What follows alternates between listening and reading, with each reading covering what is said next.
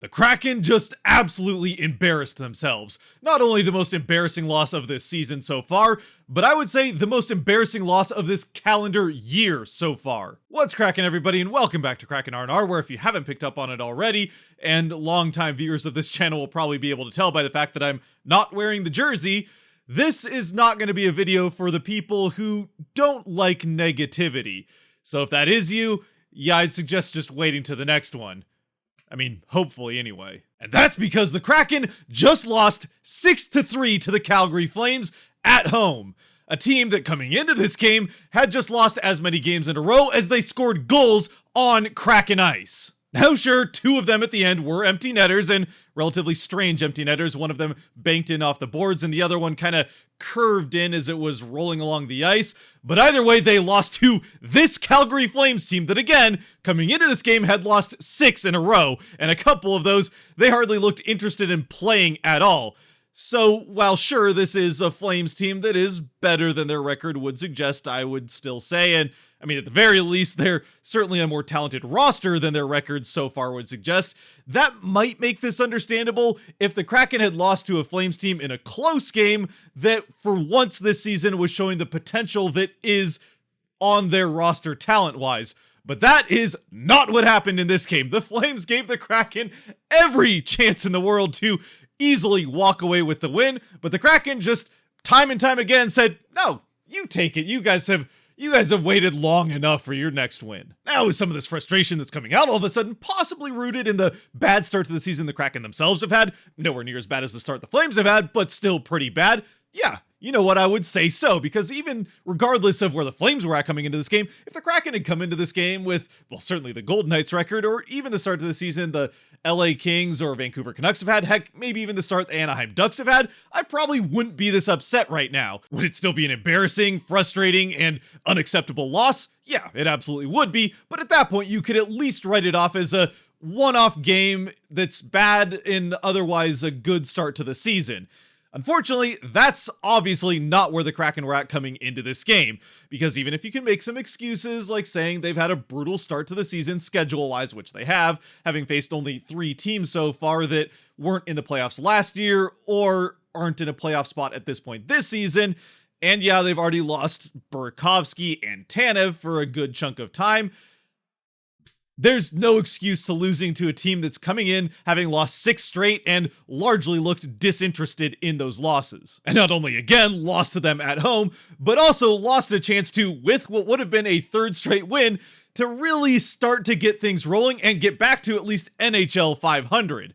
Instead, they now fall to 4-6-2, and while you do have the Arizona Coyotes coming up, that's not a team that's a pushover anymore. And then you go to back-to-back-to-back, well, 4 straight games that are Edmonton, Colorado, Edmonton, Colorado. And while you can easily point out that Edmonton has had almost a worse start to the season than the Flames, apparently that doesn't matter. And at the very least, they still have Draisaitl and McDavid. And if the Kraken play the way they did the last 2 periods at the very least of this game, 2 players is going to be enough to beat them. Well, 2 players and some warm bodies to fill space.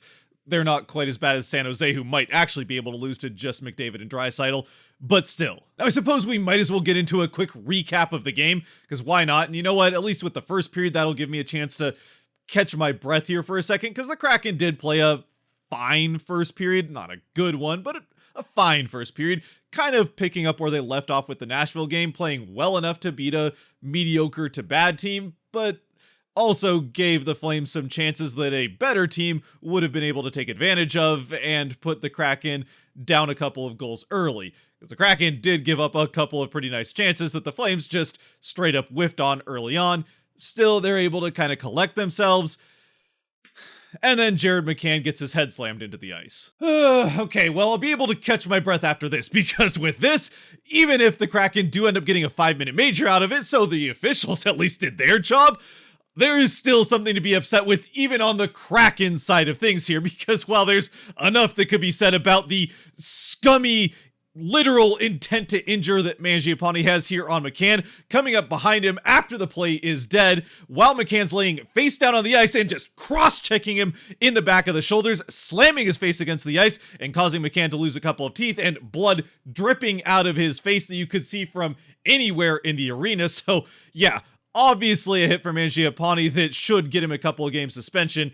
I mean, the way in the NHL does things, well, for one, we don't know if he'll get any punishment, but they might also consider the fact that he gets kicked out of this game a 1-game suspension.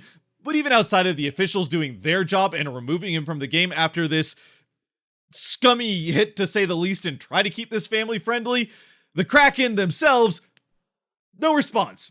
Absolutely no response whatsoever. And yeah, we've kind of seen this from this team. They're definitely not a team that's quick to the fights, to say the very least. But you would think if there's any time that you might want to go to the defense of one of your other players, it might be the time that your leading goal scorer, not just from the first season, not just from last year, but still early on in this season, has his head slammed into the ice after the play. But instead, absolutely nothing.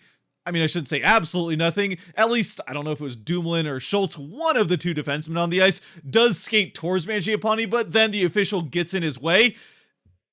Even at that, though, well, I guess it's something. It's basically the equivalent of just, why I oughta, somebody hold me back, I'm gonna get this guy. No, seriously, somebody hold me back, because this could get ugly. And yeah, that's basically all the Kraken had to say about it. Now, sure, they did all go to check on McCann and see if he was all right, which obviously he wasn't, because again, blood coming out of the face.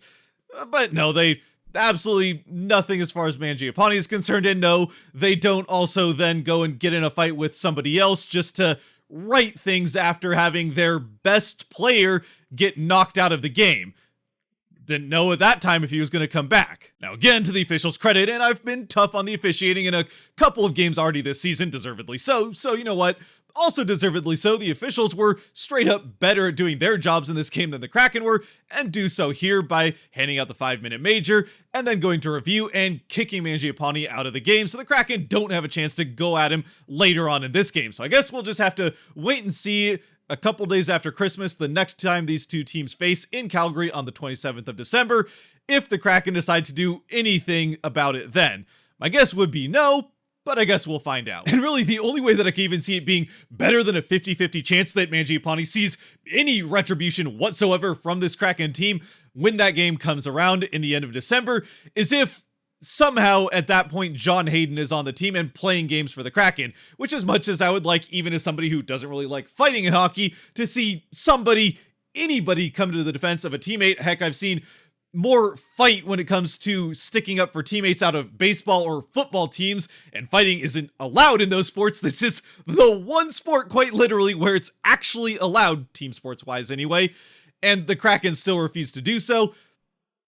If Hayden is a part of the team at that point, especially considering both Tanev and Burakovsky are expected to be back by then, it wouldn't be great for the Kraken just from a roster standpoint and injuries.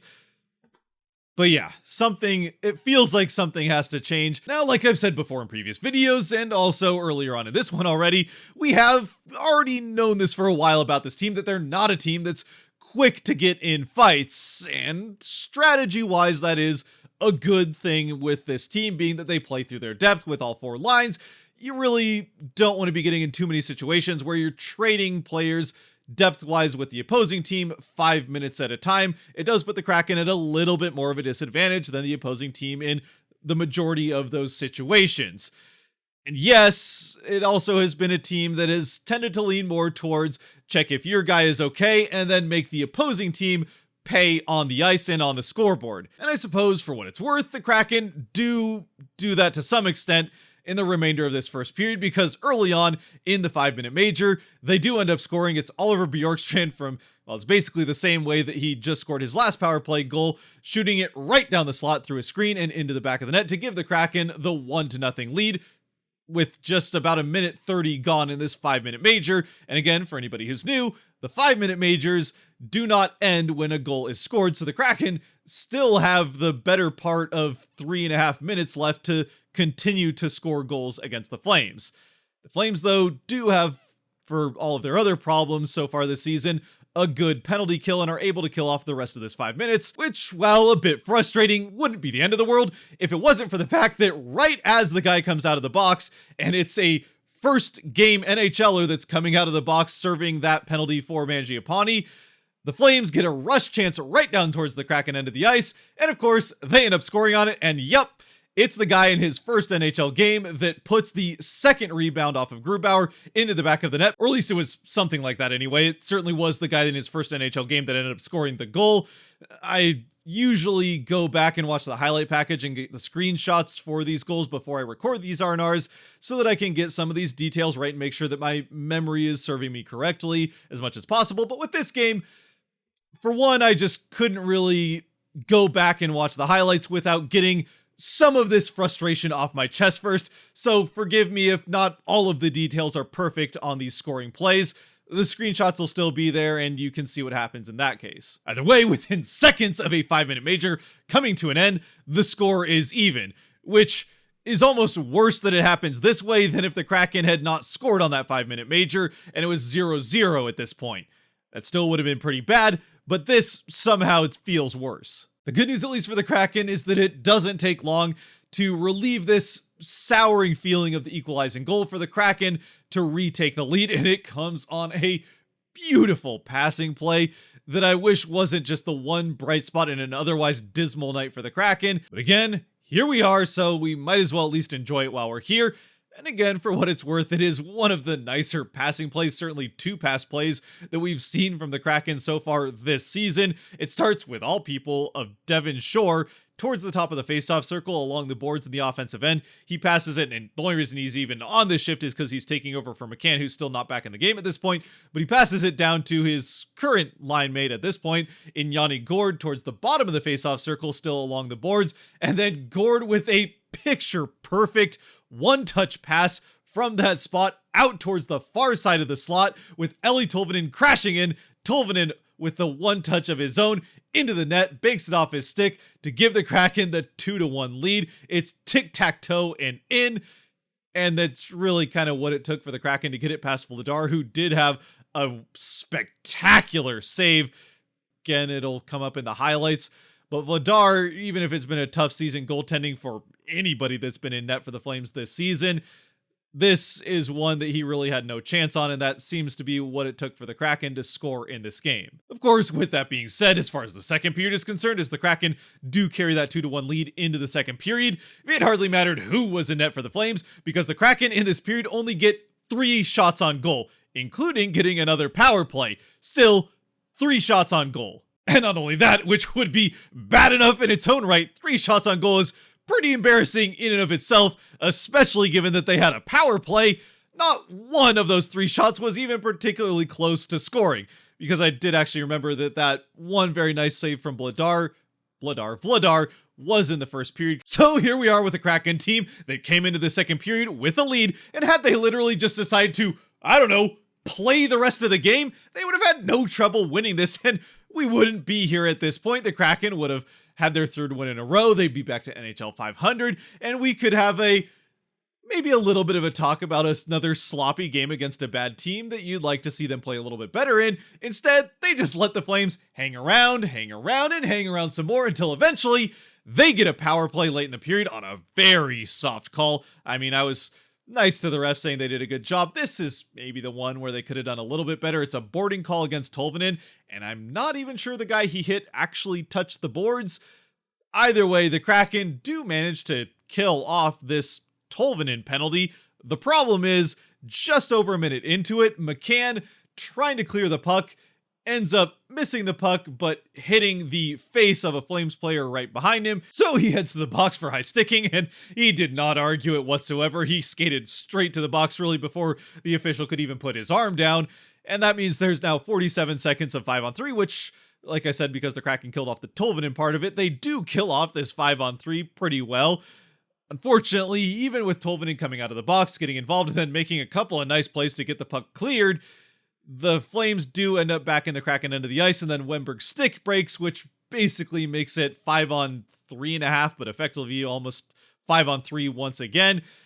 And then, with just 2 seconds, or maybe even 1 second left in the power play, the puck finds its way into the net. It's kind of a weird bouncing puck through a screen. Grubauer really never sees it, ends up going over his pad and into the net on the final second of the power play to give the Flames their second goal and tie the game at 2. But again, regardless of all that, even if this is a bit of a fluky goal, you're not in a position in the first place where a fluky goal, which does happen fairly frequently in hockey, can tie the game if you just played the first 15 minutes of the period. So now we're going into the third period, tied at 2, and boy oh boy, if you thought the Kraken played lazily in the second period, do I ever have a third period for you? Because quite honestly, with this third period, outside of a couple of back-to-back good shifts the Kraken had right about the middle point, and then the last couple of minutes once they get the net empty, the rest of the third period, I've seen more effort out of low-division beer league teams on games that start at midnight on Sunday night, while most of the team is going to work the next morning. And with that being the case, who would have guessed that that's going to bite the Kraken in the butt real quick to start out this third period, as within just a couple of minutes, it's just another one of those shots from the blue line that has a nice screen and a nice tip that finds its way past Grubauer to make it 3-2. Again, the type of goal that does happen from time to time and is making a difference in this game because the Kraken refused to show up for the second period, and, well, they got themselves in this place because they aren't really here for the third period either. So it's really not this goal, although this one is also frustrating because it gives the Flames the 3-2 lead. Again, a Flames team, like I've already said a couple of times, that came into Seattle on a 6-game losing streak against a Seattle team that should be just as desperate for wins at this point in the season, and also has given the Kraken every chance in the world to this point in the game to have a lead that they can't come back from.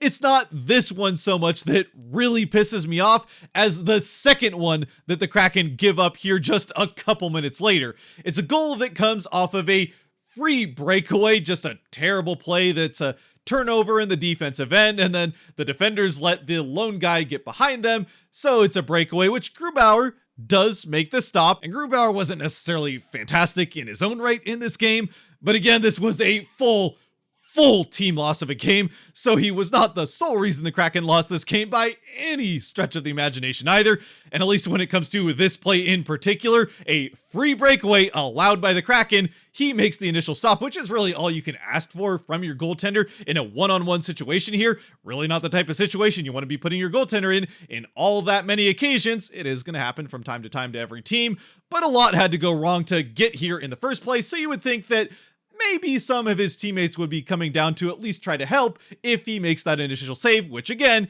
he does. The Flames player gets to the rebound, tries to throw it back out in front for his teammates to try and score on. Grubauer gets a piece of that as well, but somehow it ends up on the other side of him. He's laying prone on the ice, doesn't know where the puck is.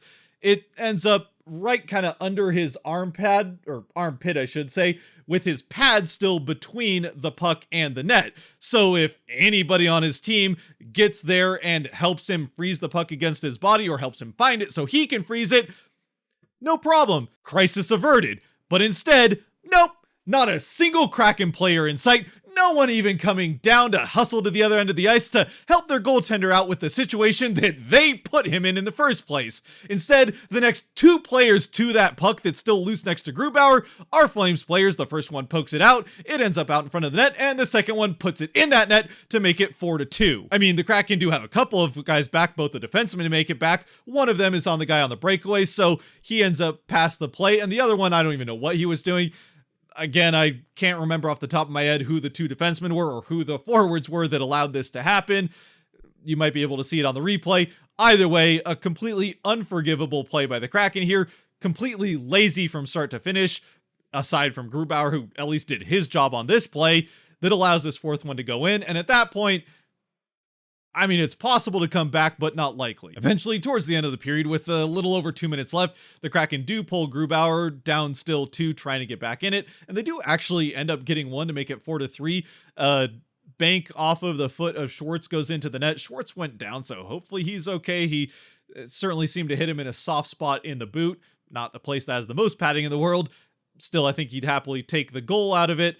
And the Kraken look like they might actually have a chance to tie this game up and send it to overtime because, let's be honest, if there's a team in the NHL that can blow a 2-goal lead in 2 minutes, the Flames team that they're playing against is certainly one of 3 that I would say at this point. The Oilers are surprisingly right there themselves, and yeah, the Sharks are just one of the worst teams in the history of the NHL. Unfortunately, though, the Kraken they do get back into the offensive end, but they end up giving up the 2 empty netters, and we get that final score of 6-3. So one more time with this game, and then we can put it in the past and hopefully never think about it again. For the Kraken, they do play up fine first period, again, well enough to get the lead against a mediocre to bad team, but certainly not nearly as good as, I don't know what happened to that team that played in Tampa Bay and beat the Lightning. This Kraken team that we saw even against Nashville, but especially in this game, looks nothing like, completely unrecognizable from that team we saw in Tampa Bay. Just completely baffling, but that's where we're at. Either way, the Kraken play that fine first period and then just don't show up for the next two. That's really all you can say about it. Even after McCann gets his literal teeth knocked out, they might as well have not shown up for this game whatsoever. Had they not shown up for the game, McCann would still have a couple more teeth than he has right now. Instead, the Kraken don't come to his defense in the moment, and then while they do get a couple of goals a little bit after it, they really didn't even try that hard to make the Flames pay on the scoreboard either, because guess what? The Flames doubled up the Kraken by the end of it. I suppose at least the little bit of good news there is that McCann was able to return to this game actually by the end of the first period and then play the rest of it. So even if his smile does have a large gap in it for a good chunk of the rest of the season until I would imagine he probably gets it fixed by the dentist, he will at least be able to continue to play for the Kraken, which is more than we can say for some of the other hits that have been laid on Kraken players to this point in the season. Beyond that, as we try to finish up this video, getting to the Kraken 3 stars, again, a reminder, if you do want to be a part of helping decide the Kraken 3 stars, including deciding if there's stars or not, which is probably going to be the case in this game, you can do that by helping support this channel a little bit more than you already are by watching this video to this point, by supporting over on Patreon through the link down below. And in that vein, a special shout out to Donovan Dorshaw, who's a new member over there on Patreon since the last game. Sorry it had to be for this one, as you didn't really get to help decide any stars, because for this game, boy, I really want to say there are none. I can't believe I'm going to do this, but I think Yanni Gourde did actually play. No one played the last two periods, but Gourde played the first period well enough that I'll give him that. He gets 2 assists in the game, the beautiful pass, and also assisting on the power play goal. So Gourde gets a star. Genuinely, I wouldn't be upset with you for being upset with me for even giving out a star in this game. I honestly feel kind of weird doing it, but we'll say Gourde, and then yeah, there's absolutely no chance that anybody gets second or a third star. It's Gourde and only Gourde in this one, and even at that, it's probably Gourde as a third star rather than the first. That's just not really how I do it. Anyway, let's move on. My voice is hurting at this point. My head has been hurting since before the game started and only got worse as the game went along. So I'm ready to move on. Until next time, if you have made it to this point, thank you very much for watching. I'd love to know your comments down below, who your 3 stars or not 3 stars would be. And yeah, hopefully a better outcome in Arizona. I don't know. As always, stay safe out there. Be good to each other. God bless and go Kraken.